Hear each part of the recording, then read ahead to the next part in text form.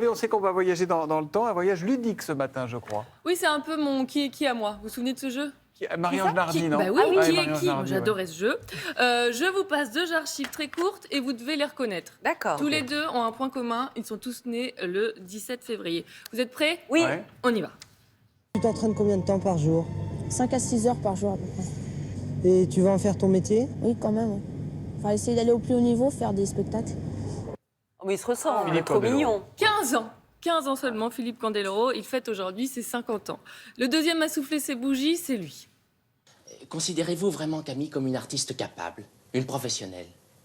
Ça, c'est sûrement une professionnelle de la cabriole. Mais si vous voulez parler de sa voix, c'est Quack et compagnie. Comment les présentements? Toujours bien roulé? Oui, elle présente très bien.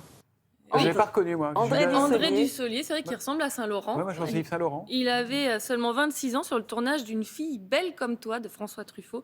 Il souffle aujourd'hui 50 bougies de plus. Eh bien, on lui souhaite un bon anniversaire. On enchaîne, Mathilde, avec le 17 février 2002 et une disparition ce jour-là. Oui, ce matin-là, la France est en deuil.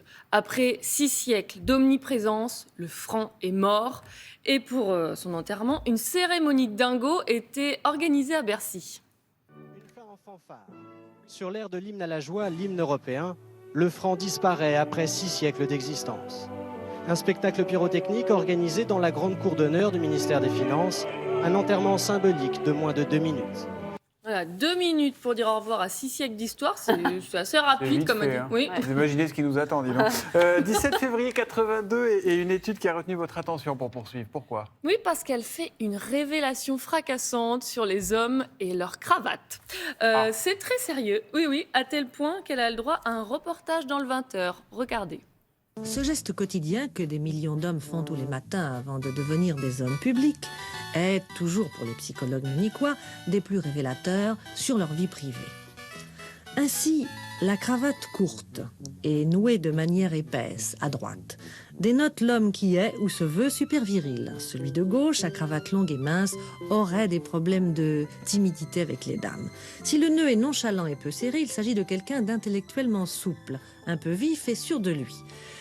Très serré, il signale l'homme consciencieux et peut-être affligé de complexes d'infériorité. L'homme idéal porte la cravate à 40 cm. C'est génial. 40 cm pour l'homme idéal.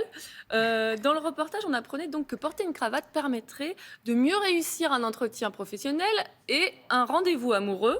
Vous avez combien de cravates chez vous, Thomas? J'en ai pas. Jamais On me les prête pour les 20 heures. Ah bon Parce que... Et je sais très très mal faire le nœud de cravate. J'anticipe 20 minutes pour faire un nœud de vous savez cravate. pas Je suis nul. Je suis nul. À l'époque, 14 800 000 cravates étaient vendues en France.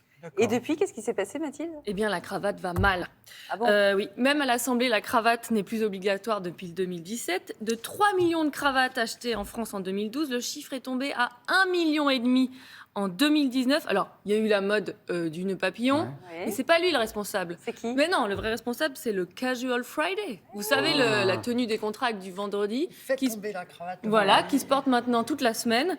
Les ventes de costumes auraient même chuté de plus de 60% en 10 ans. Ah bon? Le costume cravate serait devenu ringard. Ah. Oui, Thomas, je dis pas ça pour vous. Et encore, ça, c'était avant le télétravail. Maintenant, c'est une chemise sans cravate et un bas de jogging. Ouais. Bon, la prochaine fois que vous présenterez le 20h, ça sera sans cravate. En jogging. Et en Je dirais que c'est à cause de Mathilde Terrier. Vous avez vu, Yannick Jadot, il a remis la cravate pour se représenter, Et voilà. désilluser, Ah. représenter. Normalement, on a plus de chances de réussir. Ah, bon, on verra, on va suivre les sondages. Merci Mathilde.